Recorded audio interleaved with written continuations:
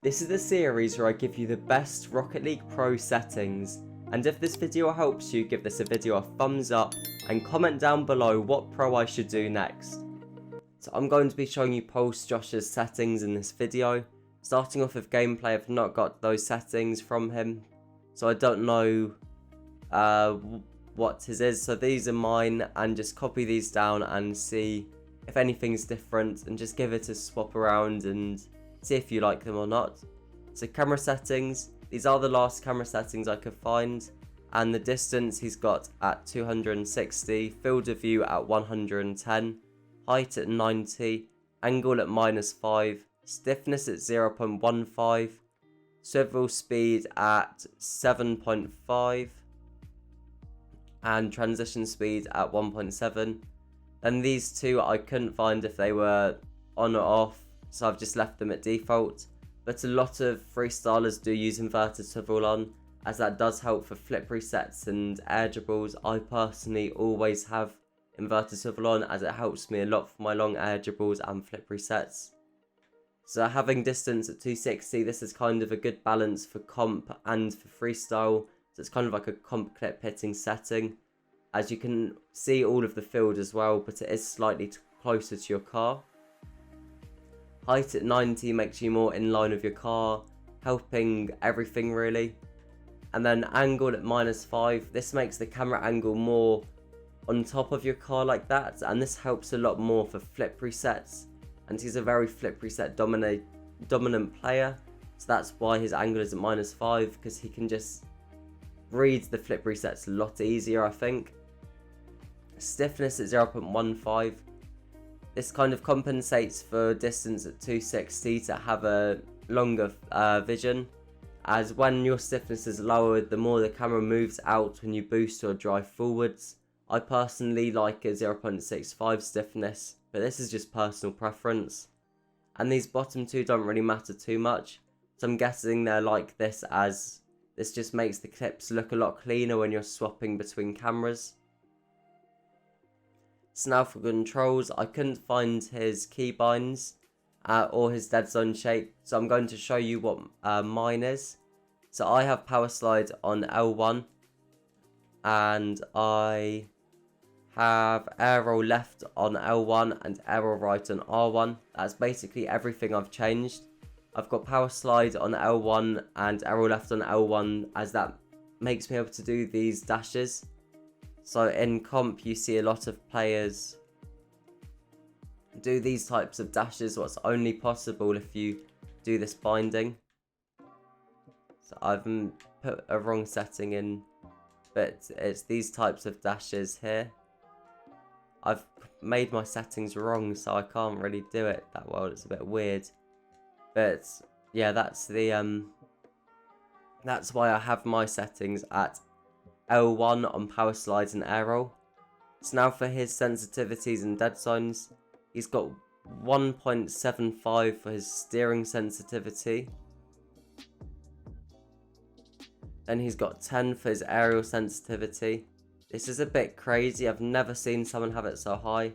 I mean, I knew someone back in the day who had both at 10, but this is pretty high. I would always keep it around 2.5, but he's obviously the best freestyler, one of the best, so you can't really argue with that.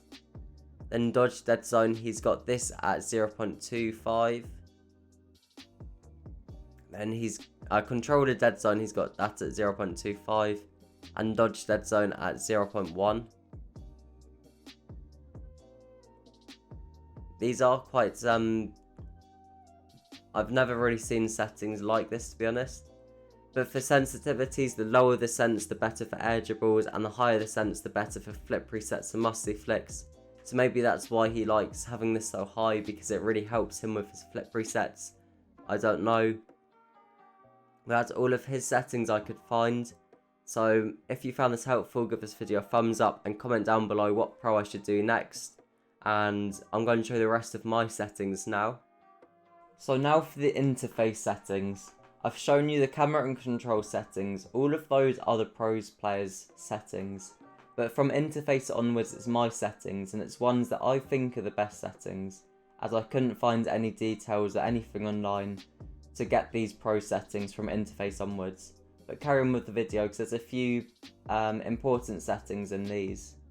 So the first important setting I would change is the nameplate scale.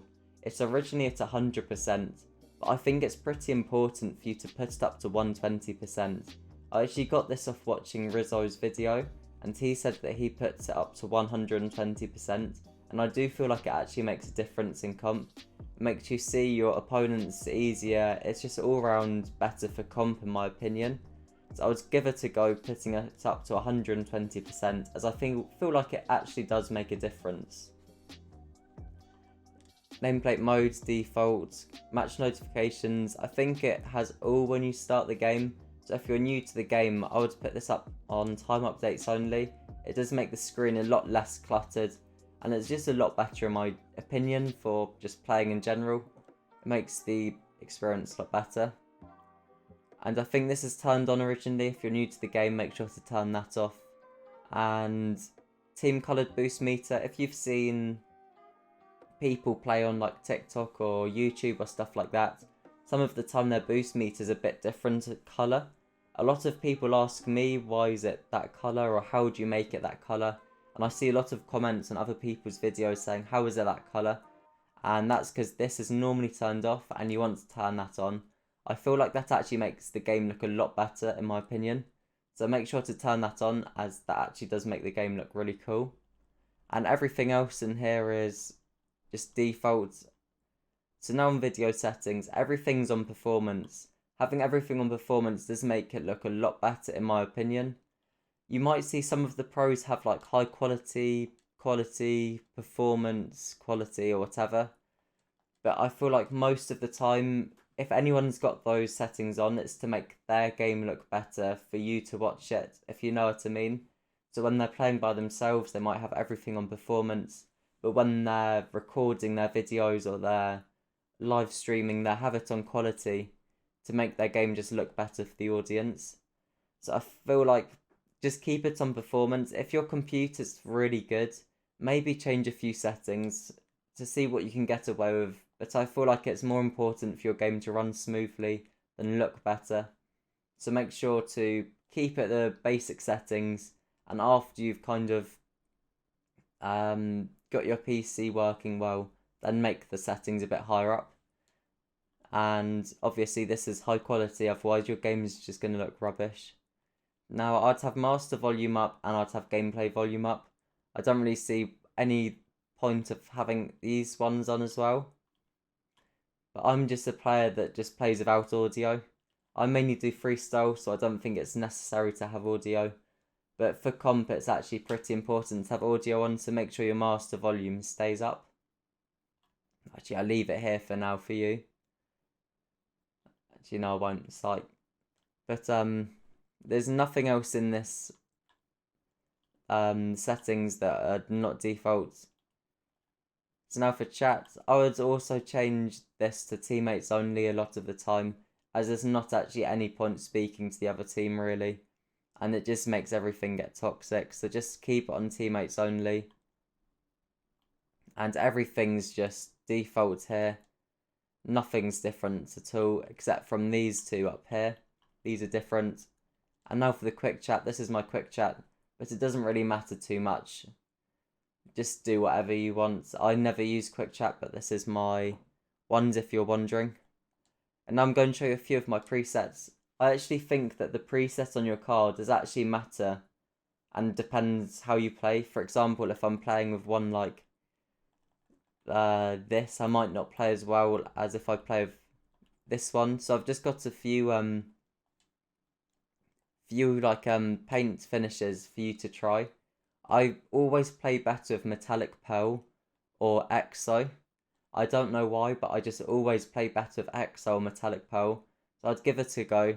And if you pick Metallic Pearl or Exo, I'd always pick black as the secondary, and also pick quite a dark colour for the primary.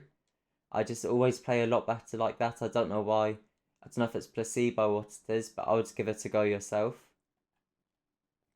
Then for the boost, I always use black standard. I always think black standard's the best, just in general play. I mean, obviously, I feel like if you had one like this, you just wouldn't play as well. I don't know.